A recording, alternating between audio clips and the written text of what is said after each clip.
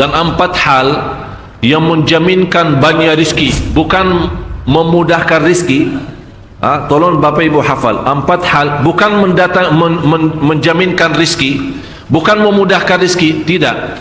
4 hal mendatangkan rizki kemari. Dan 4 hal bukan Allah kasih kemudahan berarti kita berjalan mencari rizki Allah kasih, tidak. Bukan dikasih kemudahan, tapi di mana saja kita ada, posisi kita di mana saja, Allah datangkan rizki kepada kita. Yang pertama, qiyamul lail, salat malam. Yang kedua, berbanyak istighfar waktu sahur. Kalau anda tidak salat malam, jangan tinggalkan istighfar waktu sahur. Waktu sahur kapan? Kira-kira 30 menit sebelum azan. Disitulah Allah sendiri memuji, Allah bangga dan senang terhadap orang yang sahur. Sampai ulama berkata, tidak ada ibadah yang terbaik di waktu sahur selain istighfar.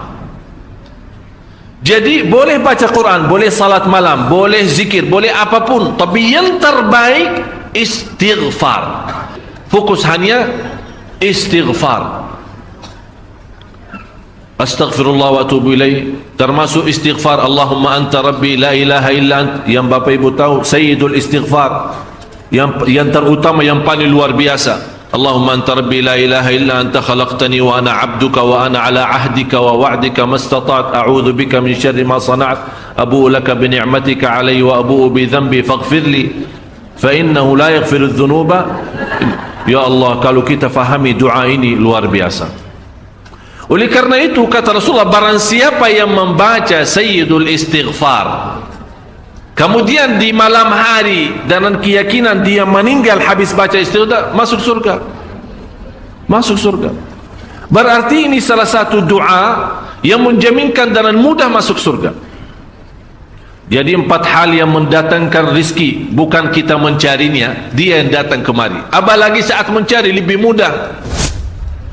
Qiyamul lail, salat malam. Tapi dalam bahasa, mohon maaf Bapak Ibu, dalam bahasa Arab disebut qiyamul lail, bukan salat.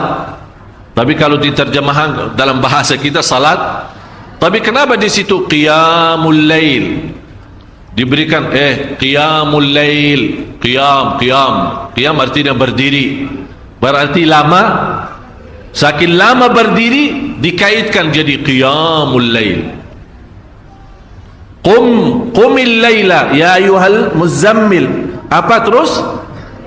Qumil lail, berdirilah saat malam. Berdirilah, bukan salatlah malam, tidak, berdirilah malam hari. Itu dahsyatnya di situ berdiri. Qiyamul lail. Yang kedua, berbanyak istighfar. Yang ketiga, berbanyak sedekah. Sebenarnya bukan istilah berbanyak sedekah. Kadang-kadang orang bersedekah 100 juta, udah saya sudah bersedekah 100 juta. Bukan itu. Bukan yang dimaksud berbanyak sedekah itu dari sisi uang itu banyak atau sedikit, bukan. Yang dimaksud rahasia sedekah, ta'ahudus sadaqah, istiqamah bersedekah. Istiqamah itu tidak menjadi masalah besar maupun kecil, itu tidak menjadi masalah, karena bagi Allah tidak ada artinya besar maupun kecil. Kita tidak memberikan kepada Allah karena Allah maha kaya. Tapi rahasia sedekah itu kita terus menerus sedekah, siang pagi malam, siang pagi malam, pagi besok terus, minggu depan, tidak pernah berhenti. Setiap ada kesempatan selalu kita membawa sedekah. Itu namanya ta'ahudus sadaqah. Ta'ahud kalau dalam bahasa sebuah janjian, seolah-olah kita ada kontrak kerjasama antara diri dengan apa? Dengan sedekah. Itu kata ta'ahud, ahad, berjanjian. Saya berjanji, seolah-olah ada berjanjian antara kita dalam sedekah. Jadi tidak boleh terlepas dari berjanjian, seolah-olah kita menghormati berjanjian. Bagaimana menghormati? Kita terus kerjasama. Kita beri, Allah ganti berkah sedekah. Kita beri lagi, Allah ganti masih terus. Kita beri, masih Allah terus ganti. Itulah dahsyatnya sedekah. Jadi Bapak Ibu, jangan nunggu hari tertentu, bulan tertentu, malam tertentu kita bersedekah. Jangan.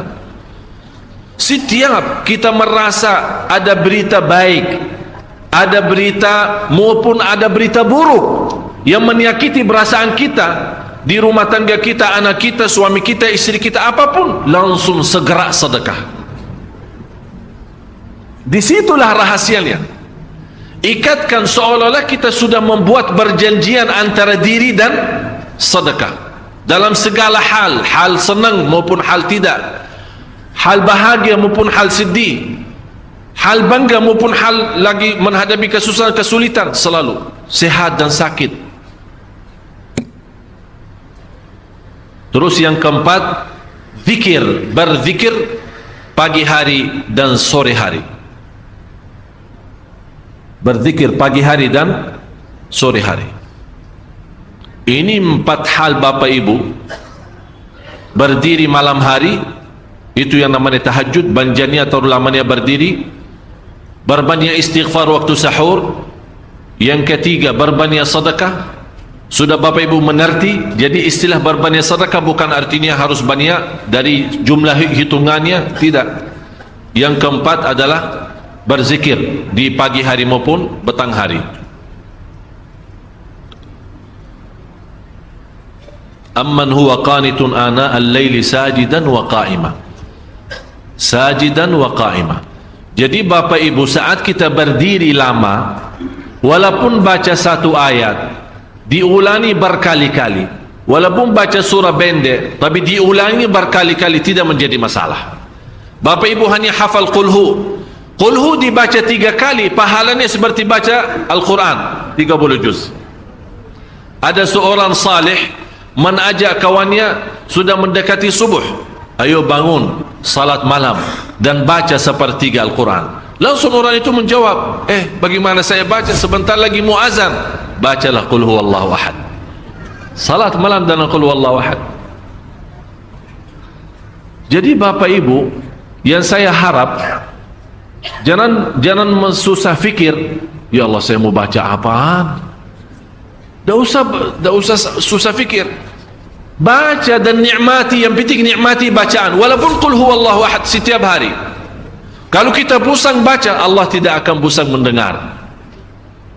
Malah Allah paling senang mendengar bisikan bacaan dan bisikan doa kita malam hari. Allah paling senang mendengar bisikan doa munajat kita malam hari. Itu luar biasa.